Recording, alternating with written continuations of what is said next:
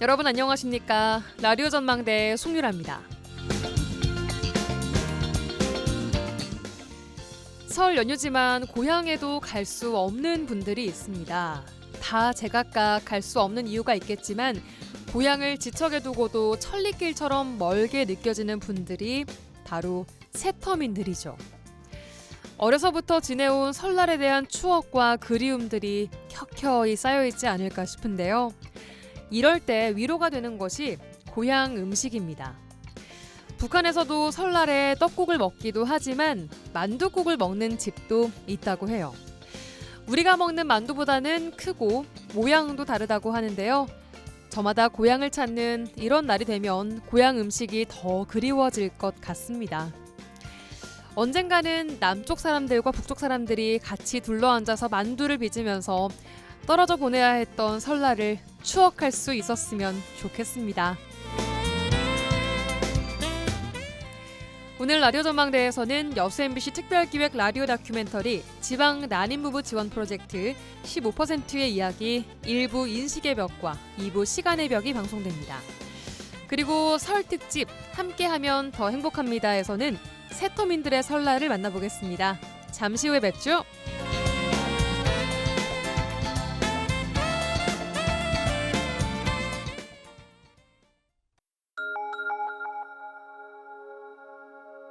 남편은 그냥 너가 알아서 해라. 응. 저희 한 10번 싸웠어요. 이혼도 할 뻔했었어요. 외로움이 제일 좀 컸던 것 같아요. 왜냐하면 이 모든 것을 내가 견뎌야 하는 문제라는 걸 알기 때문에 또 밖에 쉽게 얘기할 수 있는 문제도 아니고요. 이게 어쩔 수 없는 현실이구나. 모든 걸 내려놓으려고 노력하고 근데 계속 외롭습니다. 사람들한테 서로 말 못하죠. 물어보진 않아요. 임신 됐냐 안 됐냐. 그냥 저는 그런 게 좀 스트레스라는 걸 아니까 말할 때까지 물어보질 않아요. 여수 MBC 특별기획 라디오 다큐멘터리 지방 난임부부 지원 프로젝트 15%의 이야기 1부 인식의 벽.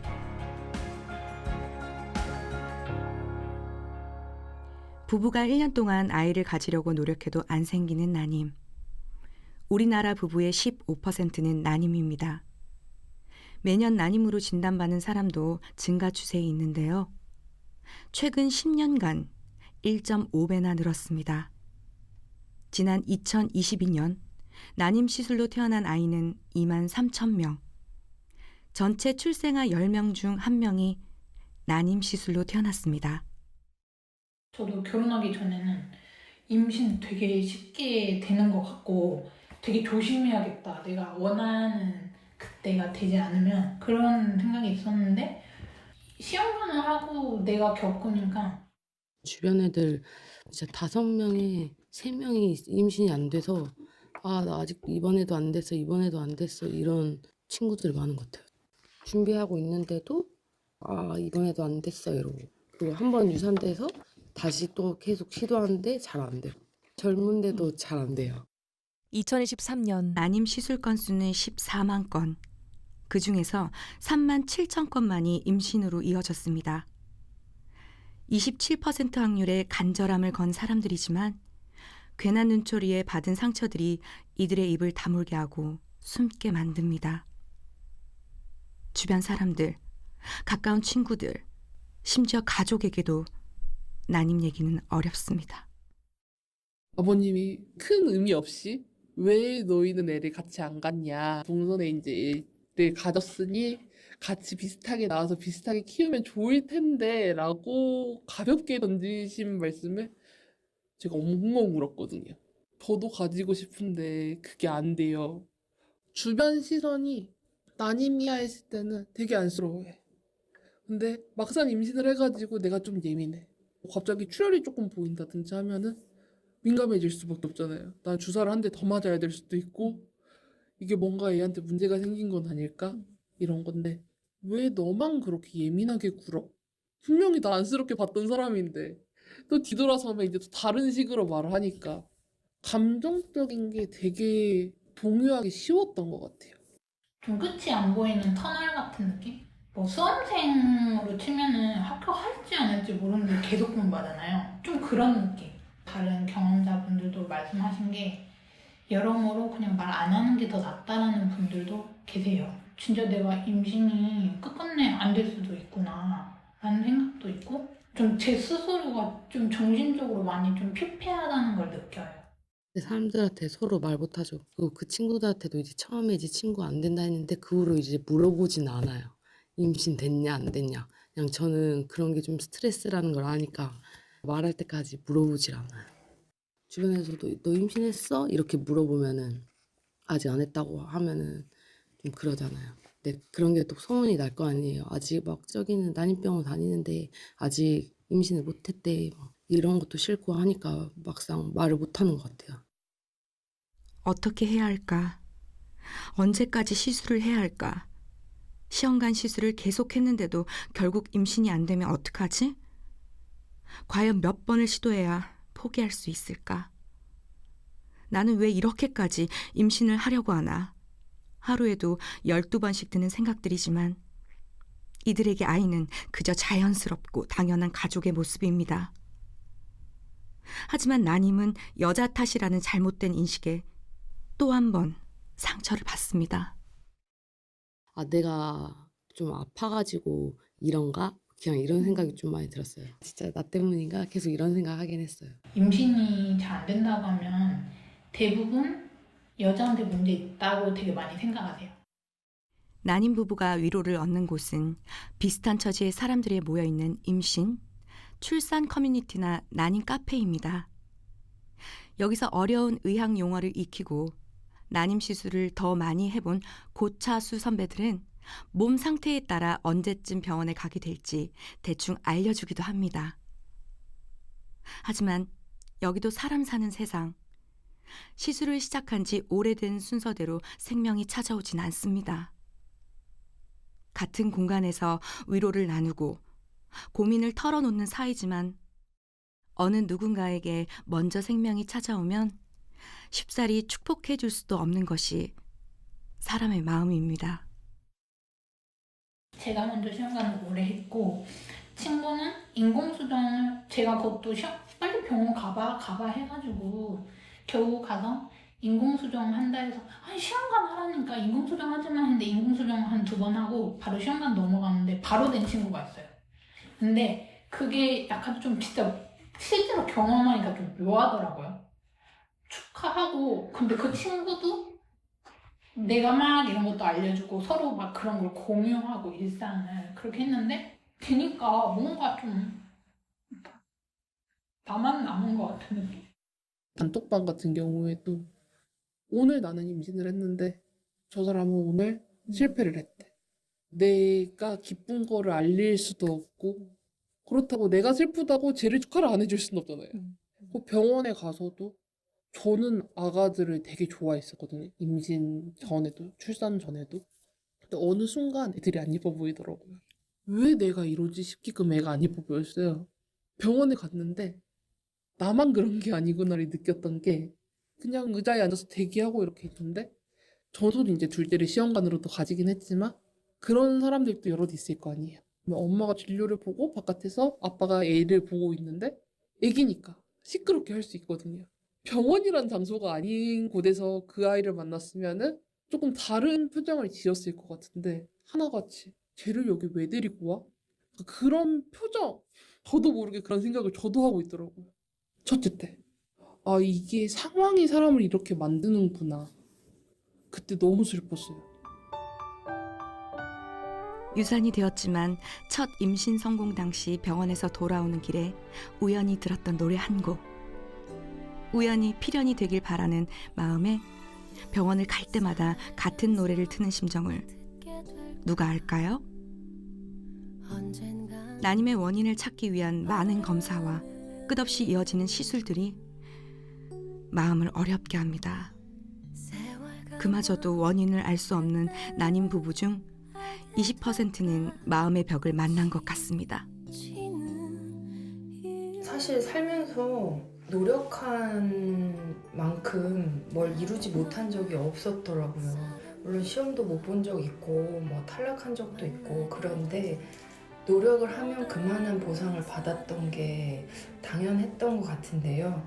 그런데 이 난임 문제는 한 번도 제가 경험해보지 못한 벽처럼 느껴지는 게 있어요. 그래서 좀 그런 심리적인 문제, 굉장히 외롭고 괴롭고 두려운 문제가 있고.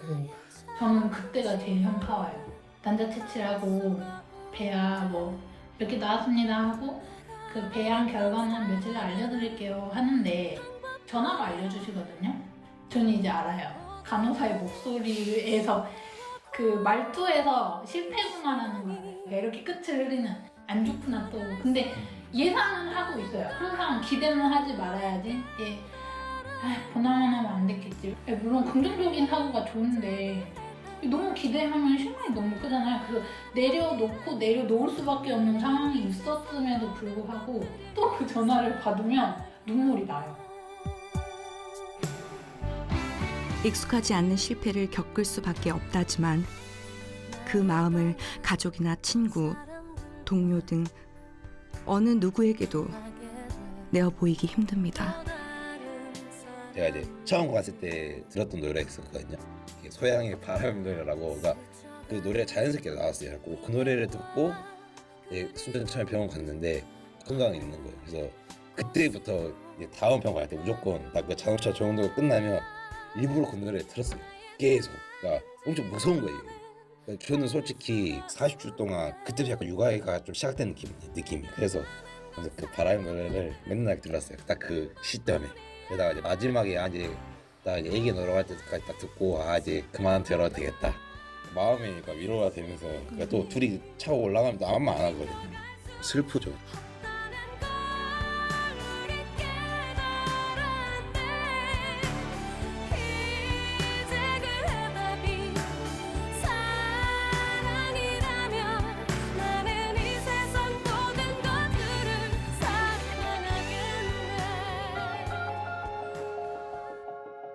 여수 MBC 특별기획 라디오 다큐멘터리 지방 난임 부부 지원 프로젝트 15%의 이야기. 일부 인식의 벽. 구성 이선화, 나레이션 황보라, 연출 이용선이었습니다. 이 프로그램은 방송문화진흥회 지원을 받아 제작되었습니다.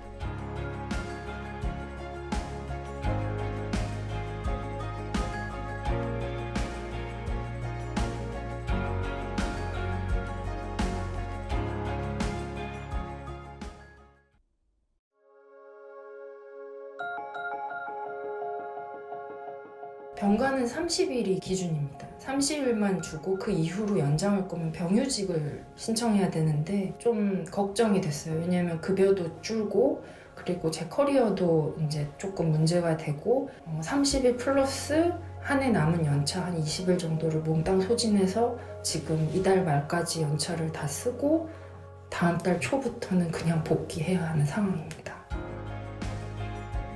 여수 MBC 특별기획 라디오 다큐멘터리 지방 난임 부부 지원 프로젝트 15%의 이야기. 2부 시간의 벽.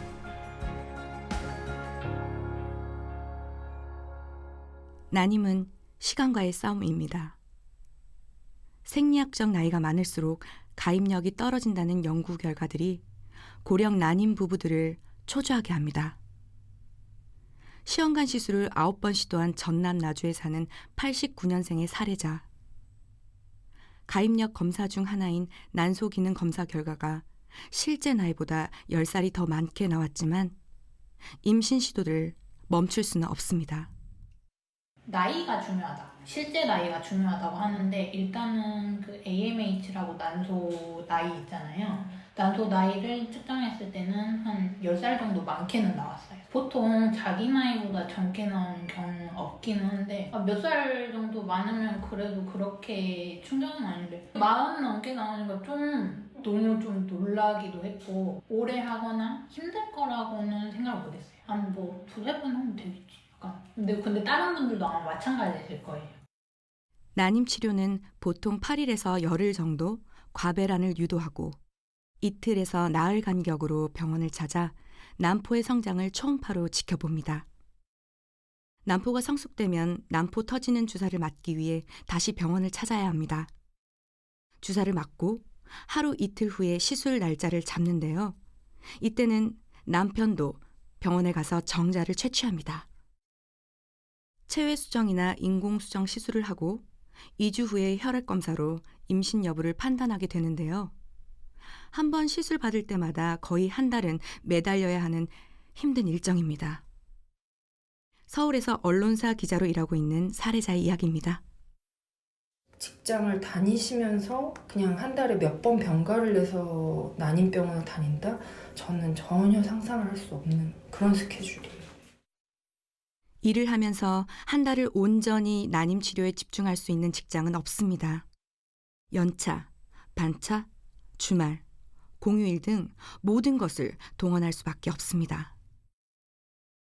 여수의 한 사례자 남편은 그때를 생각하면 아내가 참 힘들어 보였다고 말합니다. 스케줄상 배란이고 어쩌고 검사해야 되고 그럴 때는 어쩔 수 없이 반차를 썼고 웬만한 정기 검진이나 당장 해야 되는 그런 시술들은 토요일 날 오전으로 잡았어요. 저희가 스케줄을.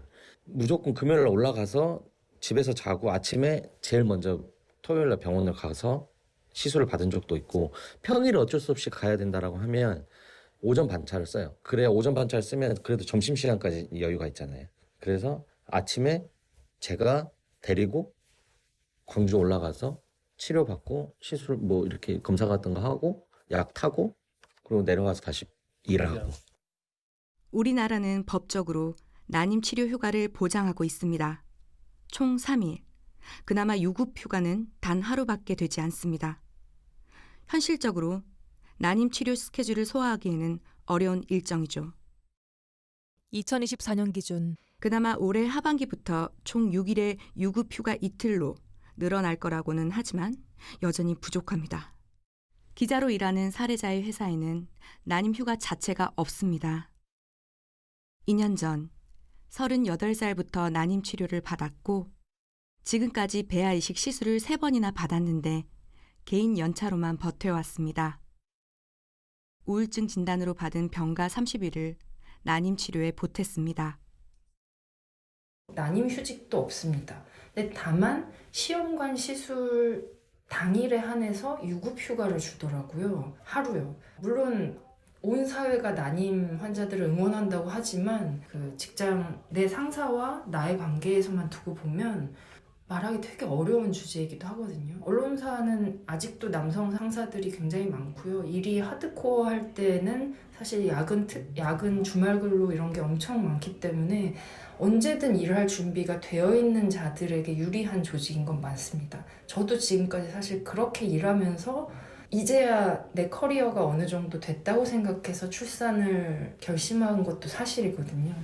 그래서 말을 꺼내기가 어려운데 시험관 시술 당일만 유급 휴가를 준다는 건 굉장한 도전인 거예요. 제가 이제 난임 시술 받았던 지난 1년 동안 그냥 개인 연차를 쓰면서 버텼죠. 이제 고차수 환자가 되고 이제 심리적인 고통이 너무 커지면서 병가를 쓴 거예요. 그런데 이 병가도 난임으로 인한 병가가 아닙니다. 우울증 진단서를 끊고 받은 병가고요. 병가는 30일이 기준입니다. 30일만 주고 그 이후로 연장할 거면 병휴직을 신청해야 되는데 걱정이 됐어요. 왜냐하면 급여도 줄고 그리고 제 커리어도 이제 조금 문제가 되고 그래서 30일 플러스 한 해 남은 연차 한 20일 정도를 몽땅 소진해서 지금 이달 말까지 연차를 다 쓰고 다음 달 초부터는 그냥 복귀해야 하는 상황입니다. 난임 치료를 받는 여성이 직장에서 난임 휴가를 찾기도 어렵지만 배우자의 난임 휴가는 더더욱 찾아보기 어렵습니다. 난임 치료 끝에 겨우 임신에 성공했지만 8주 만에 유산을 해 아이를 떠나보내야 했을 때도 남편은 아내를 집에 두고 출근을 해야 했습니다. 여수 국가산단 내 대기업에서 일하는 남편의 이야기입니다. 사실 저희 회사는 거의 대부분이 남자 직원이어가지고 좀 그런 제도는 좀 잘 모르는데 없는 걸로 알고 있어요. 단순하게 난임 휴가? 그런 건 확실히 없는 것 같아요. 그런 제도 자체가. 병원 가서 심장이 멈췄다는 소식을 듣고 이제 밤 출근이었는데 계속 울고 저도 같이 울고 계속 같이 있다가 그날 제가 어쩔 수 없이 출근을 했어요. 그러니까 휴가자도 아예 안 구해주고 이래서 그날 좀 저녁에 좀 미안했죠. 마음이. 이름만 대면 다 아는 언론사도 그리고 대기업에도 난임 휴직 제도는 유명무실합니다. 인력이 부족한 중소기업이나 자영업자들의 상황은 더 어렵습니다. 결국 임신 준비와 일을 병행할 수 없어 일을 그만두는 경우도 적지 않습니다. 자영업자여가지고 병원에 가야 될 때도 같이 가야 되는 특정 날짜들 이럴 때마다 일을 빼고 가는 거잖아요. 이미 그 날짜를 신경을 써가지고 주사도 맞고 다 키워놨는데 하루를 미루면 확률이 떨어진다. 달리 선택할 수 있는 방법은 없어요. 그냥 일을 못 가야 하는 방법. 그렇게 되면은 아무래도 또 거기에 대한 타격이 있고. 요양병 원무 까면서 막 환자 들어오면은 옮기는 것도 한 번씩 해주고 그랬거든요. 그만둬야겠다 해가지고 그만뒀죠. 출산휴가나 육아휴직도 살짝 눈치가 보이는데 이런 막 유산해가지고 그런다고 하면은 더 눈치 보이기도 하고 그런 걸로 쉬기에도 좀 그러고 해서 그냥 그만두는 게 낫겠다 해가지고 이제 그만뒀죠. 선생님들은 단점이 방학이 있는 대신에 평상시에는 개인적인 용무로 인해서 연차를 거의 못 써요. 학기 중에는. 근데 양해를 또 구하고 수업을 바꿔서 내가 그때 얻는 병원을 다녀온다던가 해야 돼서 오픈을 해야 돼요. 남들이 보기에 학교 선생님 왜 이렇게 병원을 자주 가고 왜 이렇게 빠지고 맨날 옆 사람한테 수업 바꿔달라고 이상하게 보일 수 있잖아요. 일을 거기서 하고 있었어도 계속 그러면 좀 민폐가 돼서 그만뒀을 수도 있고 새로운 곳을 가면 들어가자마자 또 병원 다닌다고 하면 좀 그렇잖아요. 그 전에 학교는 내가 쭉 다녔던 데라 해준 것도 있지만 병원을 다녀야 되는 사람이 학교에 근무를 하면서 계속 자리를 비우면 좀 민폐니까. 아이를 가지려는 것뿐인데 주변에 민폐를 끼치는 이상한 사람이 되어야 하는 현실도 아프지만 난임 치료를 위한 시간을 겨우 뺀다고 해도 직장에서 승진에 제외되거나 차별을 겪지는 않을까 걱정입니다. 오히려 저연차가 할 일을 나에게 시키는 거죠. 너는 어차피 업무 그 성과가 적게 나올 수도 있는 상황이니까 배려해준다 하면서 차별을 하는 거죠. 제가 15년차 직장인이라고 해요. 중간관리자급인데 저연차 대리급이 할 일을 하면서 편하게 있어 라면서 배제하는 거죠. 이 끝날 병이라면 몇 개월 동안 내지는 뭐 내가 잠시 쉰다 이 개념이면 너무 좋죠. 다시 돌아오면 되니까. 근데 사실 난임은 그 끝나지 않은 싸움이잖아요. 언제 결론이 날지도 모르고. 그러니까 사실 불안함이 커지는 거죠. 어떤 분위기가 있었냐면 육아휴직에서 복직을 한 사람들은 놀다 왔다라고 생각을 하는 거예요. 애를 키우고 애를 돌보고 고생했다 애썼다 이게 아니라 2년 동안 푹 쉬었어? 그래 그러면 이제 와서 일해야지. 그동안 너 없이 우리가 일을 했으니까 너 이런 거 다 해. 다 몰아주는 거예요. 청원휴직 형식으로 썼었거든요. 그때는 진단서부터 해가지고 제반 서류들을 해서 회사에 인사과에 올려서 회사에서 승인이 나야 청원휴직이 나는데 와이프는 그것조차도 알리기가 싫었던 것 같아요. 집단 따돌림 막 이런 것들. 직급은 저희 와이프가 더 높은 거죠. 그러니까 직급을 인정을 안 해주는 거예요. 난임 부부가 아이를 갖기 위한 충분한 시간을 만들어주는 것과 동시에 필요한 건 별일 없이 일터로 돌아가는 것. 돌아간 일터에서 불이익을 받지 않는다는 확신입니다. 이 난임 휴가가 당연한 권리이고 난임 휴가를 갔다 오더라도 어떤 불이익이 없다거나 그런 거에 대한 확신이 있지 않으면 아마 계속 숨은 난임 환자들은 있을 겁니다. 난임 휴가를 쓰고 오더라도 그 일자리 내지는 그 보직 내지는 그 역할에 대해서 차별받지 않는 그 문화를 만드는 거는 또 다른 또 과제인 거죠. 회사에서도 쉽게 확 이거를 새로 만들거나 하려면 어느 정도 시나 이제 정책적으로 이게 바뀌어야지 확실히 밀어주는 것도 있거든요. 그러니까 좀 그런 것도 이제 필요한 중 이게 단순하게 회사 개인적으로 이렇게 해주는 좀 어려우니까 그래서 뭐 여수 시나 이런 데서 이렇게 뭐 해라 분위기를 형성해주면 자 저희 회사 안에서도 목소리를 내기도 쉽고 좀 그런 것 같아요. 쉬고 돌아온 휴가자라는 이미지를 바꾸기 위해 요즘은 육아휴직을 육아 몰입기로 바꿔 부르는 사람들이 생겨나고 있습니다. 난임이라는 부정적인 어감의 단어와 휴식 개념의 휴가, 휴직, 사회적 인식 개선을 하기 위해서 난임 휴가와 난임 휴직이라는 이름을 바꾸는 것도 필요하다고 말합니다. 휴가 이름이 난임 휴가라는 게 싫은 것 같아요. 솔직히 난임이라고 말하기도 좀 그러잖아요. 회사 다니면은 소문 다 나고 이제 난임이래 막 이러잖아요. 다른 이름이었으면 더 사람도 휴가 내기 좋을 것 같은데 난임이라는 이름이 아니었으면 좋겠어요. 21대 국회에 이어 22대 국회에서도 난임 치료 휴가를 포함한 남녀 고용 평등법 개정 논의는 이어지고 있지만 답보 상태입니다. 2000년대 초반부터 난임 관련 제도 개선에 목소리를 내어오고 있는 사단법인 한국난임가족연합회 김명희 회장의 얘기입니다.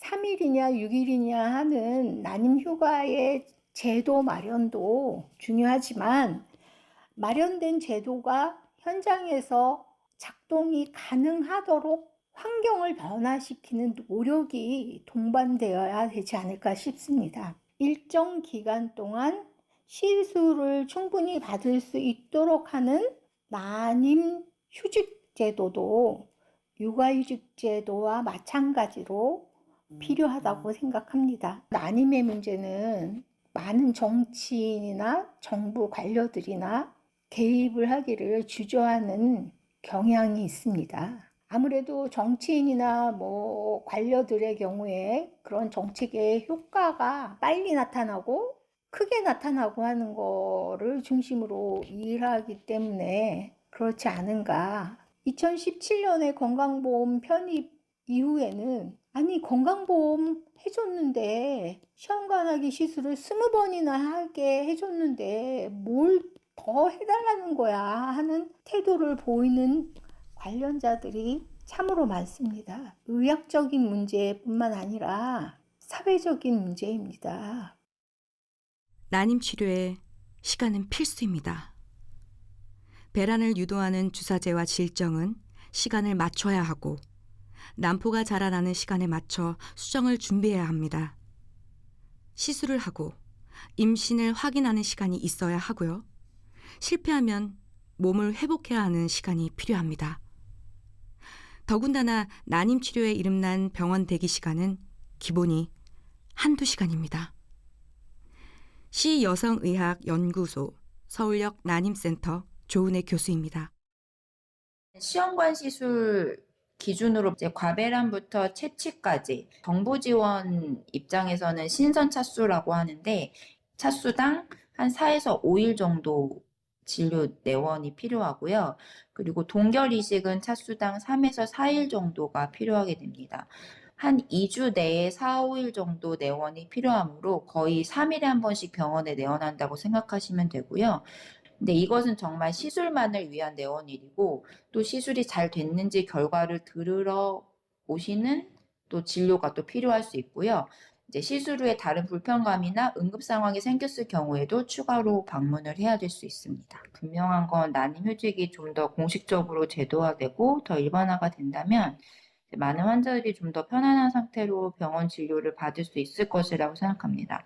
성공률과 관계없이 많은 난임 부부들이 더 제도화된 환경에서 치료를 받도록 그런 제도화 인식을 개선하는 것은 사회가 할 일이라고 생각합니다. 또 실제 난임 휴가를 부여한 사업장들은 그렇게 많지 않고 여전히 병원 진료를 보는 것에 어려움을 느끼는 환자들이 많은 것이 현실입니다.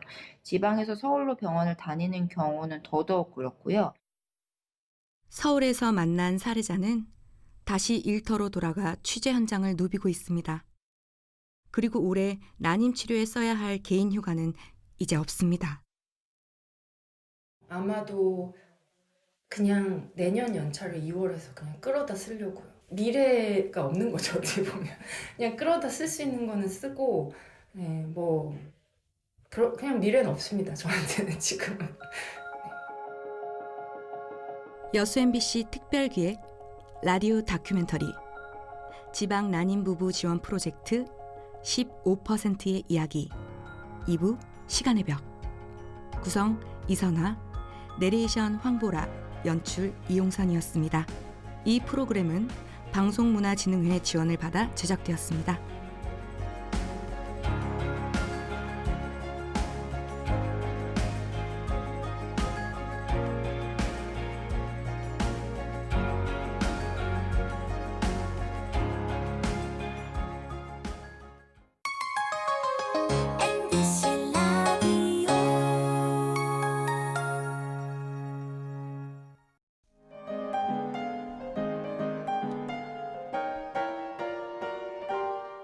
여수 MBC 라디오 전망대 2025 설 특집 함께하면 더 행복합니다. 네, 설 명절을 맞아 특별한 곳을 찾아가 보는 시간 이미지 리포터와 떠나보겠습니다. 안녕하세요. 네, 안녕하세요. 네, 지금 이 시간이면 많은 분들이 아마 가족과 함께 한 상에 둘러앉아서 즐거운 시간을 보내고 계시겠죠. 자, 하지만 어떤 분들은 이런 행복한 시간을 바라지만 이루어지지 못하는 꿈처럼 느껴지기도 합니다. 네, 바로 가족을 보고 싶지만 보지 못하고 고향에 가고 싶지만 가지 못하는 이 세토민들의 마음이 아닐까 싶습니다. 이 사선을 넘어 어렵게 지역에 정착하고 살아가지만 명절이면 더욱 그리운 그런 마음이 커진다고 하는데요.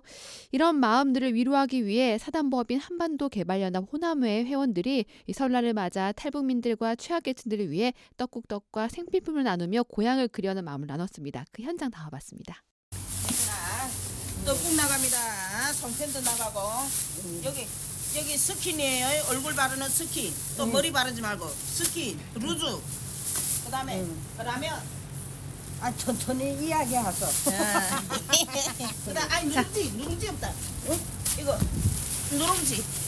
엄마 건 또 빨리 철수. 철수. 여기 스킨. 아이고 잘 먹을게요. 네, 감사해요. 명절 잘 보내세요. 네, 고마워요. 복 많이 받으세요. 올해도 잘 부탁드리고. 예. 시간 날 때 또 와서 얼굴도 보고 그러게.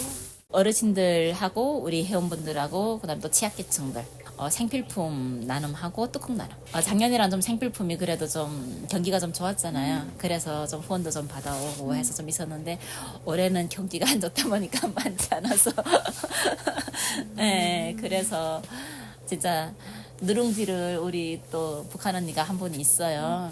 그분한테 부탁해가지고 진짜 누룽지를 밤새면서 부친 거예요. 저거를 다 떡도 나눠주고 떡국도 나눠주고 그럼 좀 덜 이롭지 않을까.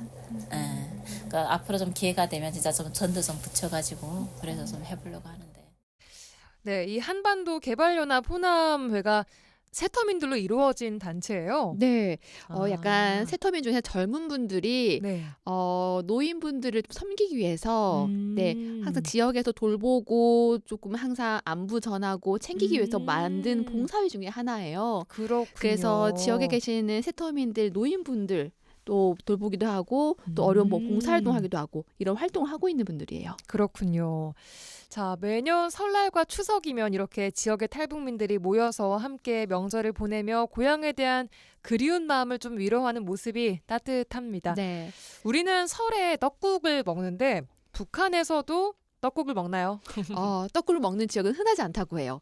제가 궁금한 거 좀 많이 물어봤거든요. 네. 그러니까 우리도 지역에 따라 떡국 먹는 방법이 좀 다르잖아요. 예. 북한도 지역에 따라 먹는 것이 조금 다르다고 해요. 그런데 대부분 가래떡보다는 집에서 직접 만드는 인절미를 더 많이 먹는다고 하더라고요. 그래요. 네, 또 여유가 있는 가정에서는 만두도 빚고 또 술도 빚고 또 떡국보다는 만두를 더 많이 먹는다고 하더라고요. 떡국보다는 만두를 네. 더 먹는다. 네. 북한은 또 우리와 다르게요. 양력 1월 1일이 설날이에요. 저희는 음력 1월 1일이잖아요. 북한은 음력을 안 세나 봐요. 네, 맞아요. 오. 양력 1월 1일 세더라고요. 그러니까 그만큼 풍요로운 한 해를 보내기 위해서 평소보다 더 많은 음식을 해서 나눠 먹는다고 합니다. 그런데 이런 것도 고난의 행군 시기 이전 이야기죠. 2000년도 초반에 들어서는 풍성했던 설은 조금 힘들었다고 합니다. 지금은 북한에 떠나온 지 짧게는 15년, 길게는 20년 됐지만요. 고향의 설날의 모습은 잊혀지지 않는다고 합니다. 한경북도 온숭, 압록강, 소련, 레시아 거기서 왔단 말이야. 모든 게가 싹 그저 이렇게 얼어서 못 먹어. 우리는 1월 1일을 설날을 하고 뜨고 찰떡을 치고. 설에는 우리가 설날만은 제일 잘 먹고 없어도 비드네설에도 제일 잘 먹고 제일 좋은 날로 보내자 이래 가족들이 다 모이는 그런 게 있어요. 우린 가족주의가 심하기 때문에 형제간들이 밖에 나갔다가도 설날이면 다 돌아서 같이 부모님들하고 형제간들이 일일이 가족이 다 모여가지고 떡에 먹고 각자 자기 집에서 음식 한 거 또 가지고 다 떡이라 많이 해놓고 다른 집보다 하나라도 더 많이 해놓고 그런 게 있어요. 그리고 우리가 수도가 잘 안 나오니까 아침에는 그 강물 길어잖아요. 새벽에 가서 물 떠와요. 그 남보다 더 먼저 물을 떠와야 보고받고 이런 게 있어요. 그리고 아침에 절구질에 해 뜨기 전에 절구질 소리를 내야 집에 복이 온다고. 그 떡방아 집에서 우리는 절구 쪄가지고 떡가루채 받아가지고 하니까 그래 그런 게 있어요. 그래 다른 집보다 절구 소리가 더 일찍이 나야 되고 물도 꼴떡꼴떡 독에다가 다 채워놔야 되고 나무도 많아야 되고 그런 게 있어요. 이분들은 남으로 오신 지 얼마나 되신 분들이에요? 보통 2003년에서부터 2008년 이 사이에 오신 분들이에요. 그럼 거의 그래도 20년 가까이 되신 분들인데도 아직 말투는 그대로시네요. 그렇죠. 네. 한평생 뭐 썼던 말이니까요. 와서도 많이 고쳐지지 않는다고 하더라고요. 그래요. 네. 자, 우리도 설 명절 준비 하신 분들 다 공감하시겠지만 시장이며 떡 방앗간들 좀 분주한데 북한은 아까 얘기도 들었지만 가족주의가 더 심하기 때문에 네. 더 분주할 것 같아요. 맞아요.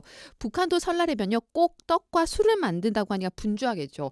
그런데 우리처럼 마트 사거나 뭐 방앗간에서 만들어 오는 게 아니라 정말 다 집에서 모든 걸 다 손수. 해결을 해요. 그러니까 얼마나 손이 많이 바쁘겠어요. 예. 쌀을 발방아에 찍어서 받고요.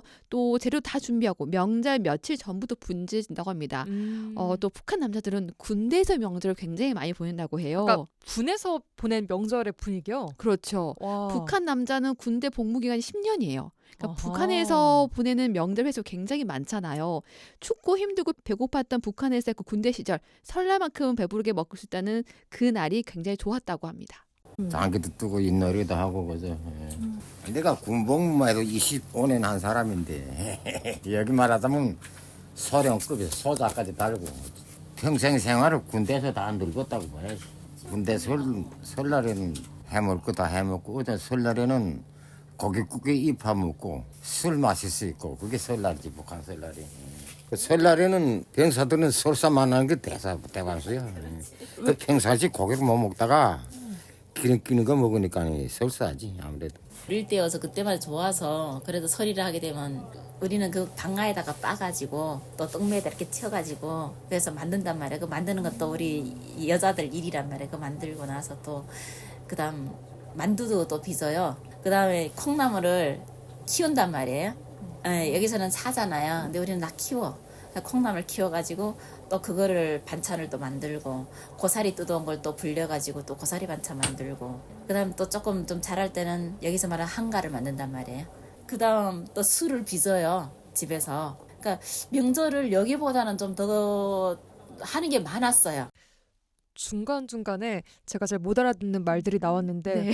고깃국에 입밥 먹고? 고깃국에 쌀밥입니다.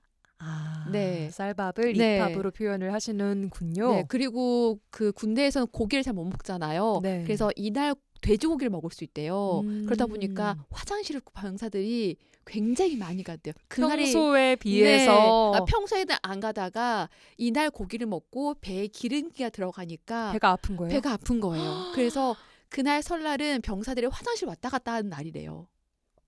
네, 그래요. 그게 북한 처음 군인의 듣는 설날이라고 얘기예요. 합니다. 그러게요.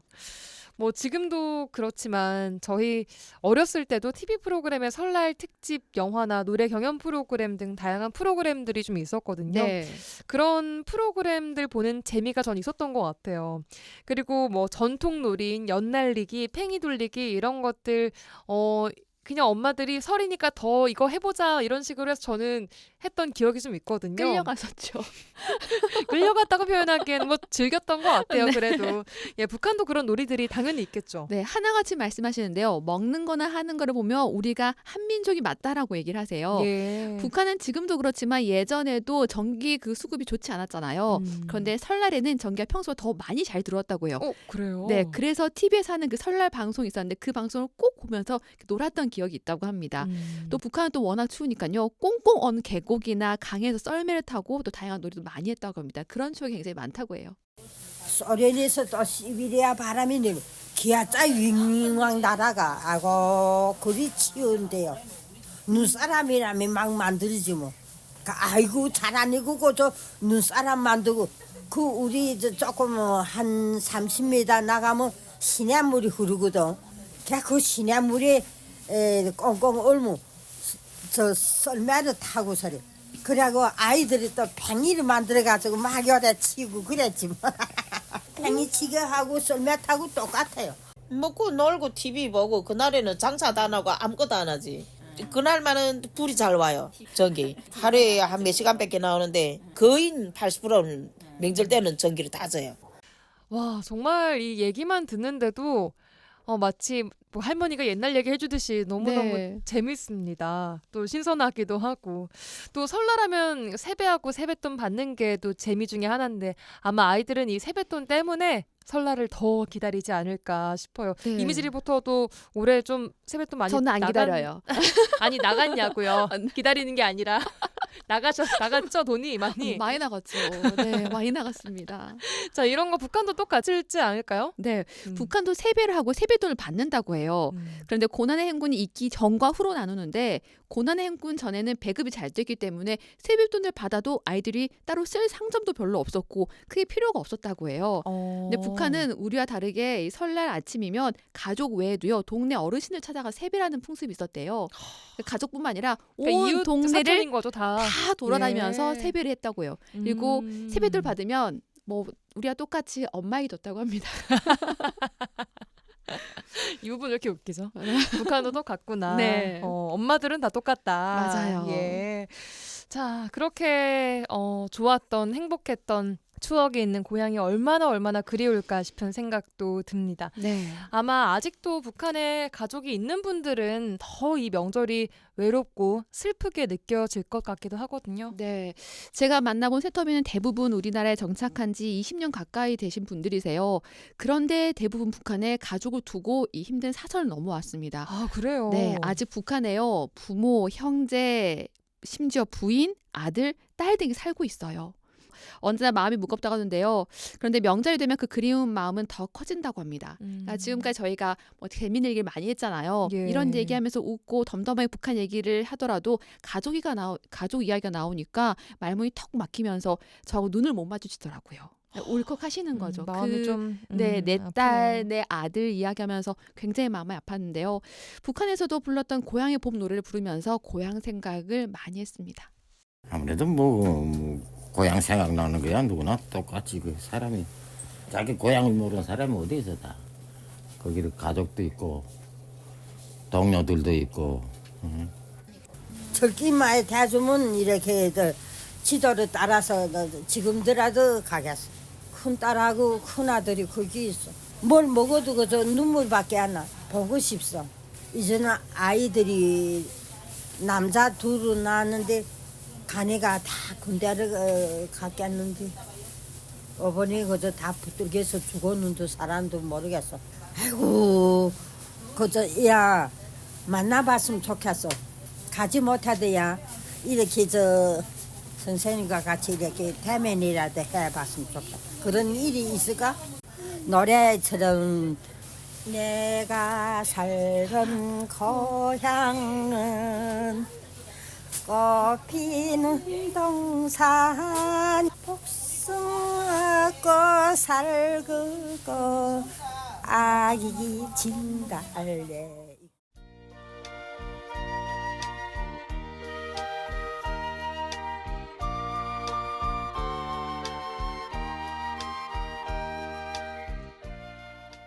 한 번만이라도 마주 앉아 가족의 얼굴을 보고 싶다는 간절한 마음은 언제쯤 이루어질까요?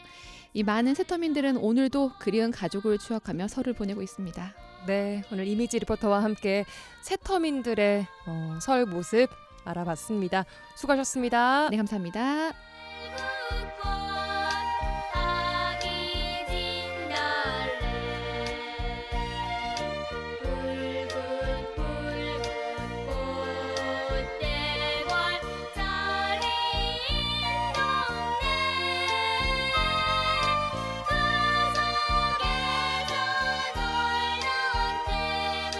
그립습니다.